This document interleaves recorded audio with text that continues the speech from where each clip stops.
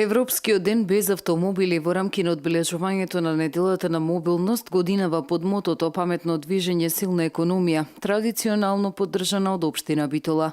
На плоштадот Магнолија учениците од битолските училишта, граѓани, невладини организации и љубители на велосипедот, почнувајќи од Магнолија по десната страна на реката Драгор, возеа до кружниот тек кај Црмост и надолу по булеварот се вратија на стартната точка. Сите учесници на ова манифестација заедно за едно активно учество се со цел да имаме заедничко мислење и подигање на заедничката свест кај граѓаните, се со цел за зачувување и подобра животна средина. Целта на Европската недела на мобилност е да се развие диалог меѓу сите заинтересирани страни за различни аспекти на движење, да се предлагаат и тестираат нови иновативни сообраќајни решенија, нови технологии или мерки за планирање на урбаниот транспорт, со што ќе се намали употребата на автомобилите, а со тоа и емисиите на штетни гасови. Врз база на сообраќајната студија која што беше произлезена, односно која што изработи технички факултет, започнува со првата фаза реализација на велосипедска патека.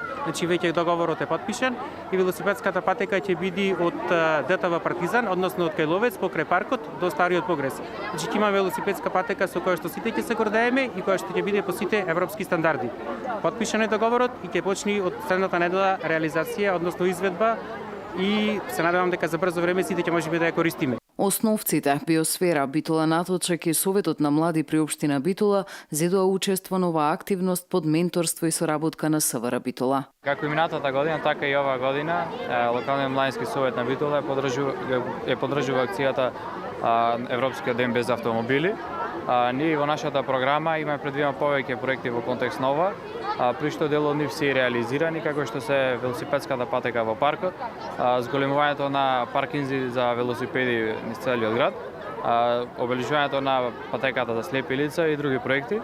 Сметаме дека овој ден треба да се одбележува во текот на целата година, не само еден ден. Овогодинишните активности се во насока на упатување силна и јасна порака дека со мудро одбирање на начинот на секојдневен транспорт го заштедуваме домашниот буџет, го подобруваме нашето здравје и ја штитиме животната средина.